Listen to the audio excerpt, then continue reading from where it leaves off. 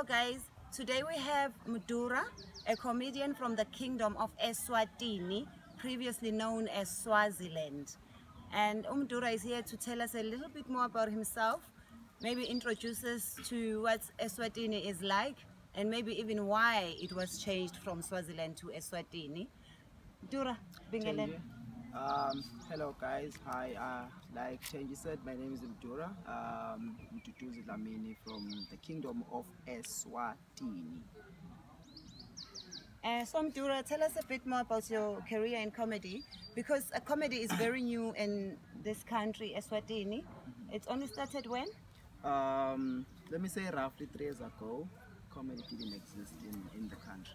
So comedy is only under 3 years old? It's only under 3 years What old. were you doing previously? Were you not laughing? Did you not have anything to laugh at? We did have comedians coming into the country to do their own comedy shows. Okay, from other parts of the world. Yeah, but okay. We did not have our own comedians that were hosting local shows for our own people. And what made you do comedy? Well, what happened was at that time when I started doing comedy, I was still doing it part-time because I was in university. So there was a competition for upcoming comedians to come in, audition, try their hand at stand-up comedy. And I thought, you know what, I had a background of comedy. I used to do research. I used to watch a lot of South African comedy. So I thought, you know what, if I can watch Zulu people, Xhosa people, Pedi people speaking in their own language, telling jokes about their own issues, why can't I do the same thing? So I thought, let me try the competition, see how far it takes me, and after that, maybe if there's a career in comedy, then I can try it out. And did you win the competition? Of course not. I did not win. I did not come close. I did well. I feel like I exceeded my expectations that I have. But because I was still, I was still new at, standing in front of an audience, it was those few technicalities. And didn't you maybe think, okay, people don't like the way I do my jokes, maybe I shouldn't be a comedian? What made you keep going even though you didn't win the competition? For me, I feel like comedy is a subjective thing. It's about preference. It's about what so-and-so likes. You may be in front of an audience one time that may not like maybe your style of comedy, and then they can judge you based on what they saw. Okay. But tomorrow you can be in a totally new audience that may actually appreciate what you are doing. So I told myself, you know what, I'm not going to allow someone that has been put as a judge to say, no, Medusa, you're not funny enough. Okay. Let me keep trying this thing, different audiences, try it in front of my friends, try it at school, try it, with people outside of my age group and see where it takes me. And before you started doing comedy full time, there were no comedians in Swaziland that had performed outside of Swaziland, and you actually had a good career. You are a graduate in which degree? I did social sciences with majors in geography, environmental science and planning. And what job were you doing before you started doing comedy full time?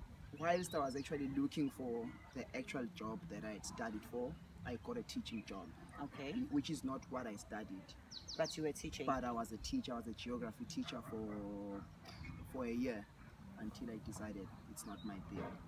And how has your comedy been received in Swaziland? Because you've done quite a few tours within Swaziland and outside of Swaziland. I've performed with you in quite a few places, here and abroad. Great shows that we've had. Yes. How have you been received? I would say that I have been well received. Actually, I've been blessed to have been more than well received at mostly all the shows that I've done. I fondly remember the first show that I did in Eswatini. There had never been a comedian from Eswatini who had said that I want to do a one-man show, 1 hour non-stop comedy. So a lot of people came to the show because they wanted to see if it was going to happen. It was more out of curiosity than to support enjoy the show. But it worked out well because once they were there and I started talking into the mic and people started laughing. It went on for 1 hour 20 minutes, and after that Swazis were like, you know what, this is something that we can support. And since then, how many I'm such a woman, how many one-man shows have you done? I've done 2. Mm-hmm. I've done 2 shows. I did the first one in 2016, which was a few months after I started my comedy career. And then at the end of the same year, I did another one where I was shooting a DVD. Mm-hmm. And then the third one I did was You've just done a 2, but you're tour. talking about the third one. Yes, it was a third, or I'd say 2A. Okay. 2A. Okay. Because I then took that one around the country. Okay, to different places. Different places where there had never been comedy before. Oh, that's So it was nice. more like 2A. And all your shows have been sold out. I'm quite aware of that. God being God, all my shows have been sold out. And Maybe some of them, Medusa being funny. yeah, because he blessed me with the sense of humor. And you know, some people, even now, there are places where I go where people come out of curiosity. Okay. They have never, because with our local television, we don't really have much local content. So there are people that just read about you on the newspaper and they think, oh, okay, because he appears so much on the papers, then he probably is funny, let's go to the show. And the media here has been very supportive. Very. You've been in everything. And recently you got a part in Meet the Kambules, which is a sitcom for DSTV, playing in South Africa, not even in Swaziland. I don't think you've had a sitcom that's been done in Swaziland. Have you? We have never had a sitcom, or to be honest, we've never had a local production that has been so high quality that it has gotten a chance To be on TV. to be on TV. Okay, and how was your experience? Like, did you want to be an actor? How did you get into the Kambules? Honestly speaking, it's something that I never thought about. But then, as I was doing comedy and I started meeting awesome comedians that I look up to, like you know, there's this one lady comedian that you know has been an influence in my comedy career. Tenji, I don't know if you know her. Have you met her?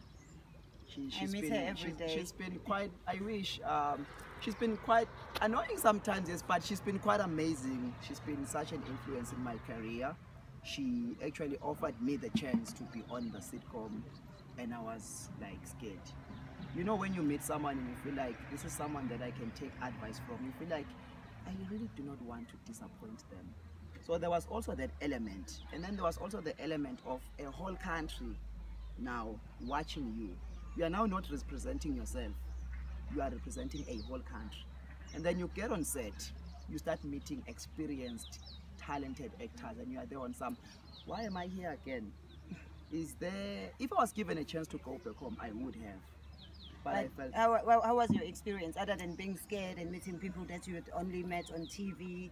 And obviously when you go to shoot a big production for the first time, there's always that thing of, you see big cameras, you see big lights, everything is even just equipment that you don't know what it's called. You know, like, and there's a whole lot of new terminology for you to learn. You know, it was, for me, it was one of the biggest highlights of my career. You know, learning how to even read a script, learning how to work lines, learning how to now execute lines as different from reading the lines out. It was, it was a life-changing experience for me.